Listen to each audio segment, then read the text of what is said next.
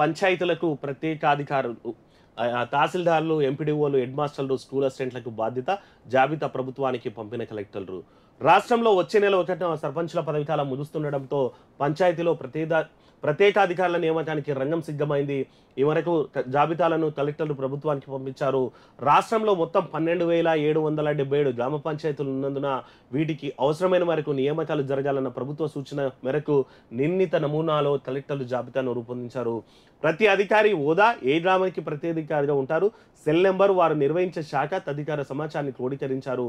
12,000 పైగా అధికారులు సిబ్బంది అవసరం ఉన్నందున ప్రస్తుతం దీర్ఘకాలిక సెలవులో ఉన్న వారిని వెంటనే విధుల్లో చేరాలని కలెక్టర్ సమాచారం ఇచ్చారు.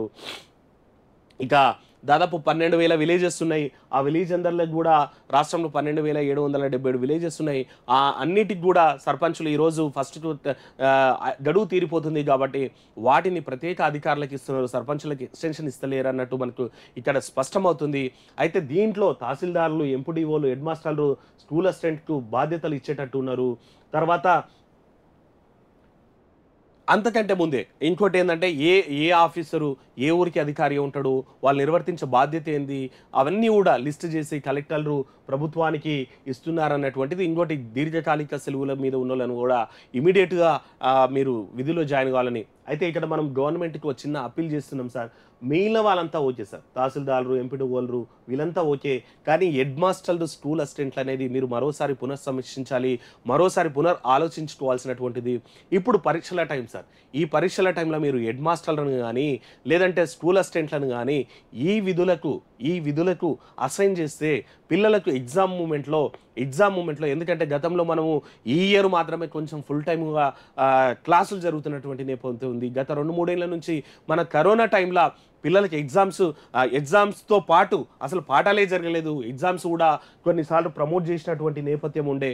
మరి ఇట్లాంటి పరిస్థితుల్లో మళ్ళీ మీరు హెడ్ మాస్టర్లను కానీ తర్వాత వీళ్ళను టీచర్లను కానీ మళ్ళీ మీరు ఇక్కడ ఈ ప్రత్యేక అధికారులు పోతే పిల్లలకి ఎగ్జామ్ మూమెంట్లో అయితే చాలా నష్టం జరుగుతుంది.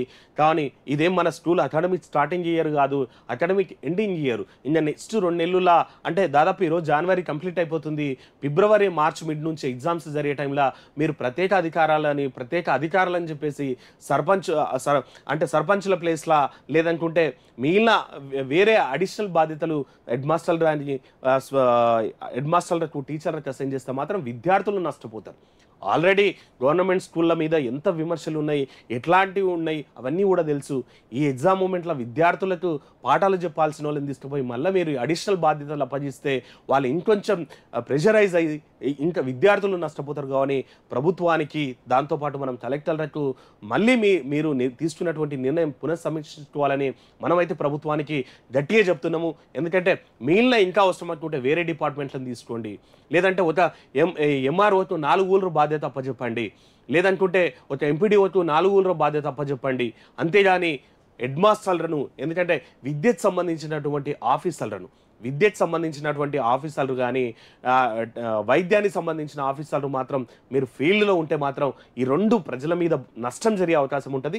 విద్యార్థులు తీవ్రంగా నష్టపోతారు. హెడ్ మాస్టర్లు, స్కూల్ అసిస్టెంట్లకు వాళ్ళకు బాధ్యతలు ఇస్తే ఆల్రెడీ మీరు ఎగ్జామ్ సిలబస్ మొత్తం కంప్లీట్ చేయాల్సినటువంటి ఈ పీరియడ్లో జనవరిలో మనం సంక్రాంతి సెలవుల ముందర మనం చేసుకునేటివి హాఫ్ ఇయర్లీ ఎగ్జామ్ పెడతాం. అంటే ఇంకా హాఫ్ సిలబస్ మన దగ్గర ఉన్నట్టు.